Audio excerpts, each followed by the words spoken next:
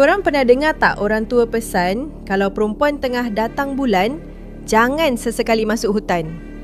Ini kisah benar Z, seorang pendaki tegar yang degil langgar pantang larang tu sampai dia hilang dari dunia nyata. Satu petang pukul 4.30, Z dengan dua kawan ofis dia, Yen dan Jah, pergi hiking kat Bukit SB. Tempat ni memang pot riadah yang famous. Silapnya hari tu, Z tengah period. Dia ingat benda tu remeh je sebab trail ni dia dah biasa sangat lalu, lagipun petang tu ramai gila orang. Masa mendaki dari Bukit 1 ke Bukit 4, semua okey. Tapi sebelum masuk ke Bukit 5, tiba-tiba perut Z memulas teruk dan kepala dia pening macam nak pitam. Sebab tak tahan sakit, Z suruh kawan-kawan dia teruskan pendakian dan dia nak patah balik turun sorang-sorang. Kawan-kawan dia pada mulanya risau, tapi sebab Z berkeras dan kawasan tu masih ada orang, dorang pun lepaskan Z pergi. Bila Z menuruni bukit sampai ke persimpangan bawah, orang dah makin berkurang sebab dah nak dekat pukul 6 petang. Kat situ sepatutnya ada 2 je simpang, tapi petang tu Z nampak ada 3 laluan. Jalan lurus dan kiri memang trail biasa, tapi ada satu laluan baru belah kanan yang dia tak pernah jumpa. Entah kenapa, akal dia macam kena pukau. Dia pilih untuk masuk laluan kanan tu sebab kononnya nak try jalan shortcut baru. Sebaik saja kaki dia melangkah masuk ke laluan tu, suasana terus berubah total. Kawasan tu dipenuhi kabus tebal dan bau yang sangat wangi.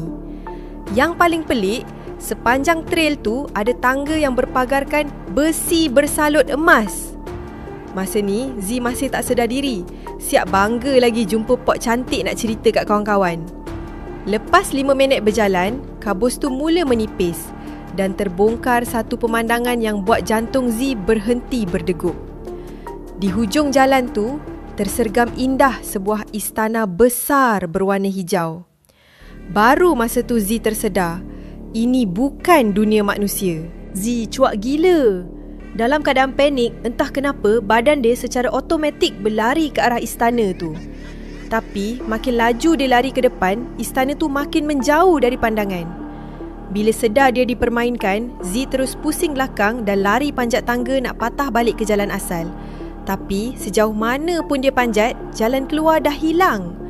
Padahal dia baru je masuk 5 minit tadi. Z terduduk keletihan ke atas tangga tu. Dia cuba cek phone, langsung tak ada line.